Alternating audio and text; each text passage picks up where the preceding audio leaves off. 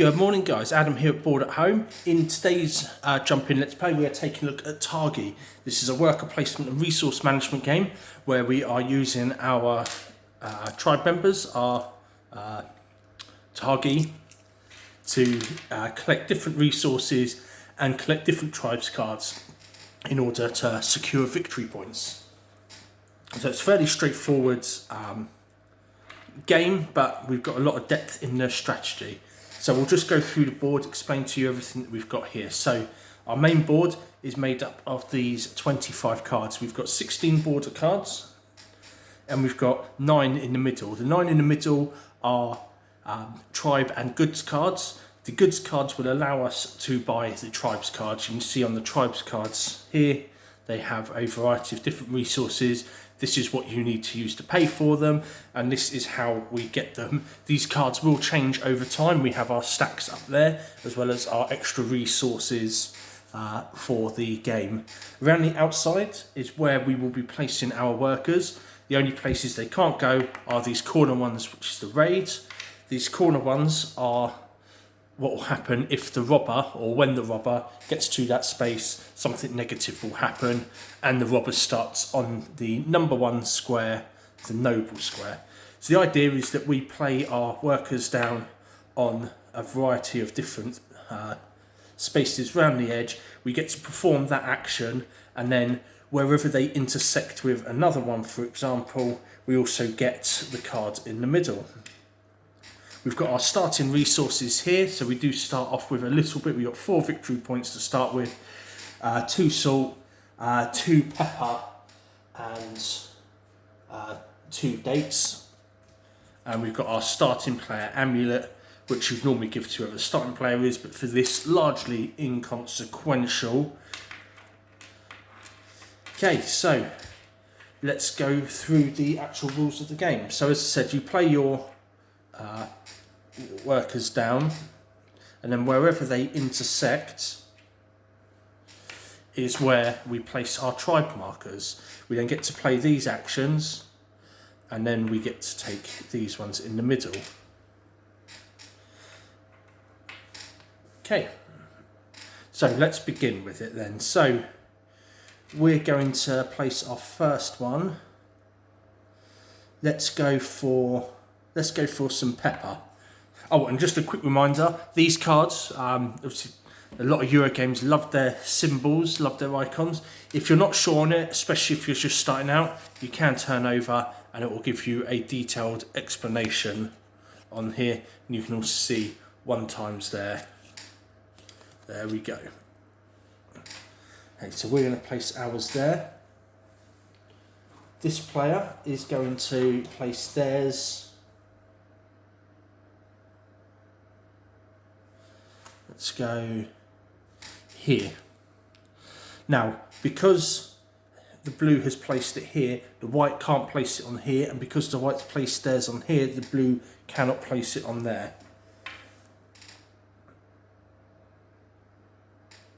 So let's go here, which means that our white player can't go on Fata Morgana. So that one is going to go here. Our blue one is going to go here, and then our last white one, the only space that is available to him is either one of these, so he's going to go here.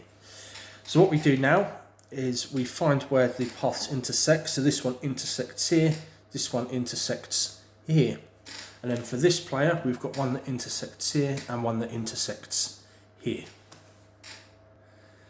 Now it's the starting player's turn to activate their workers. So we can do this in any order we like with our workers and our tribe markers. So we're going to take this one, we're going to gain a pepper, and take that one and gain a salt. That one there gains dates. Here we could take this off, we take this card out, and it gets discarded if we can take this card out. So we get a gold for that. And then this one here we take. There we go. So this one here is a tribe card. Now with the tribe cards, you can play them face up in front of you, and that will start off your tribe. So you have 3 rows of 4 cards. Ultimately, that's what you're trying to achieve. And then they'll give you additional victory points. Here, for example, if it's the rightmost space of a complete row, we gain some additional points. If we can't or don't want to pay for a tribe card, you're allowed to hold it in your hand. So you just keep it in your hand or just keep it face down by you. If you do this, then you will need the noble card to be able to play it from your hand onto here. It also means that you cannot hold any other tribe cards until you get rid of this one. So you just need to bear that in mind. So this player here, they're going to take their one off, so they get a pepper. This one here gets a salt, and this one here as dates there. They then get this one, which gives them 1 dates and 1 pepper. That then goes in the discard pile. And they get this one here. Oh, good God, if we can get it up, that is. There we go. Which gets them a victory point. So they take 1 of the victory points as well. Okay, so now we replace these empty spaces. So what will happen here is that if a goods card is taken, so we've got 1, 2, 3 goods cards that have been taken, they get replaced with the tribe cards. So we get a tribe card here,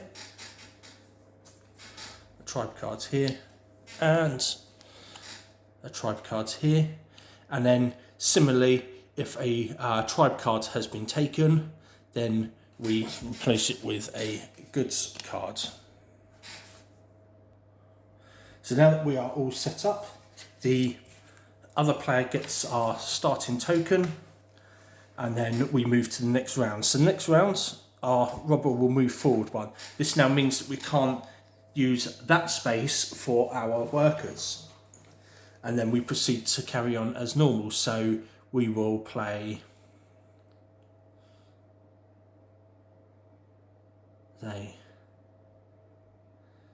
this one here.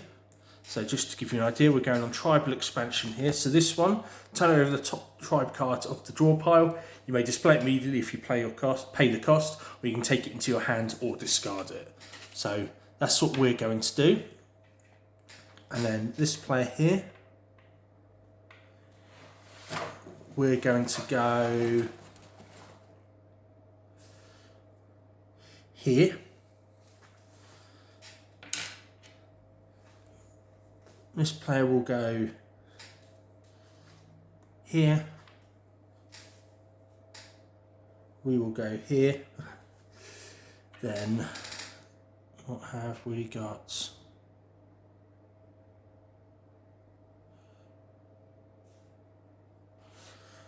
He'll go on the silversmith, and our last player will go here. So again, we work out where we intersect. So we intersect there and there, and then we take our cards accordingly. So we'll start with the white player this turn. So they're going to go for that tribal expansion, so they're going to draw the top cards here. So this one, they got quite lucky on this. We only have to pay 1 gold, pay 1 fewer of any goods required to add camel rider cards to your display. So they're going to pay that gold, and they're going to add that immediately to their display. They'll take this one here to gain a pepper, and they'll take this one here. And just to give you a reminder here, so this is 1 time, so you get to choose 1 of these. So we can change 2 goods of the same type for a victory point, 4 goods of the same type for 3, change a gold for 2, or change 2 gold for 4. So what we're going to do is we're going to take 2 of the pepper, and we're going to change that for a victory point.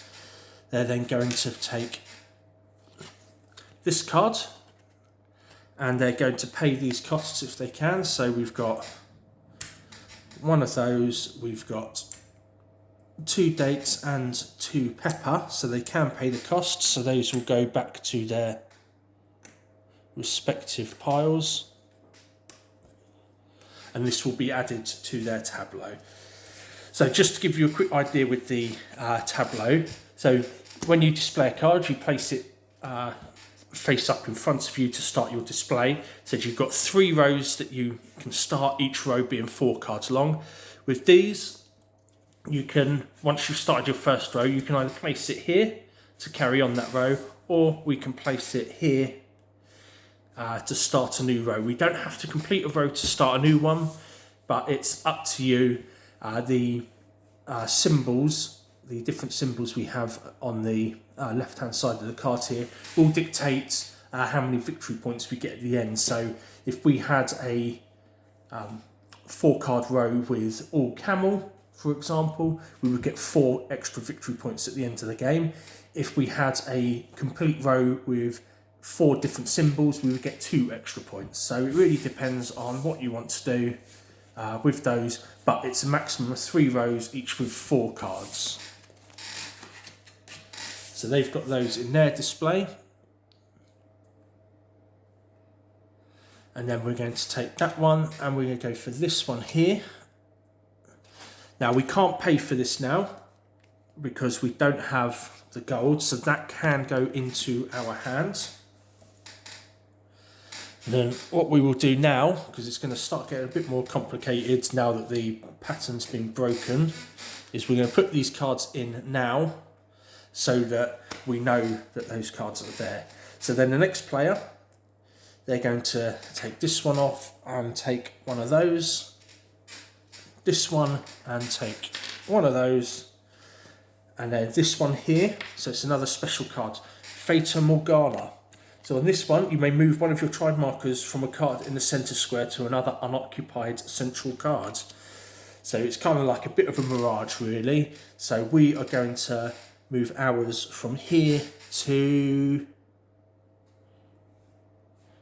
here, and we're going to take that card instead.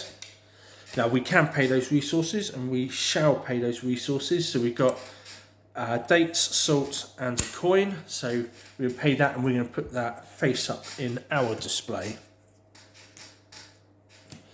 We're then going to replace that with a goods card, and then we're going to take this one here, if I can get it up. There we go, and that's going to go down there. We're going to replace that and we get our gold piece. The starting token comes back to us. We're still not paying for this because we want this to be the rightmost card in a complete row. So we would be looking to ideally complete a row to get that in there. And we will carry on back and forth with the starting player alternating. As I said, this can be inconsequential to you. You may decide that you just want to remember, I had the first turn or the last turn on the last go, so I get the first turn this go. However, really, but it is there if you need it. So for the next turn, we turn over all these cards.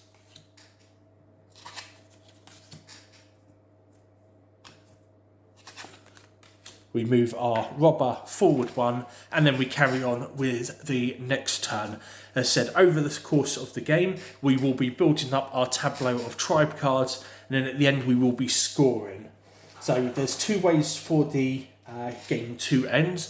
When one player has completed their tableau, they've got 12 cards, so 3 completed rows, or if the robber manages to get to the 4th raid square. If the robber does land on a raid square, you will do what it says on that action. So if I turn this one over, for example, each player must surrender 1 goods of their choice or 1 victory point, and then he may immediately advance 1 card. So if he got to there, we would lose one or the other. We'd have to decide what we were going to lose, and then he would move forward, and then we would carry on with the turn as normal. And obviously whenever he lands on a tile, we will not be allowed to use that for that game. that's all for today, guys. If you have any questions at all, please don't hesitate to comment below, get in touch with us on 01843 316 281 or visit us in store. We've got Targi in the board games library if you would like to try it, if you like the look of this, and we do also have it in stock on our shelves as well. I think this is a wonderful game. There's a fair bit of setup to it for a small 2-player game, but I like the worker placement, I like the resource management. I think I say this every time, but worker placement is one of my favourite mechanics in board games. You've got a lot of variability with the goods and tribe cards in the middle. These are constantly changing each turn. You've got the danger of the robber. It's sort of an inevitable thing. It's like a clock ticking down. You will get raided at least 3 times, so be prepared to lose some things. But yeah, it's a well represented game. The imagery is really nice. It's kind of typical of Euro games as well. But yeah, so if you enjoyed it, come on down and give it a go. That's all for now, guys, and we'll see you in the boardroom.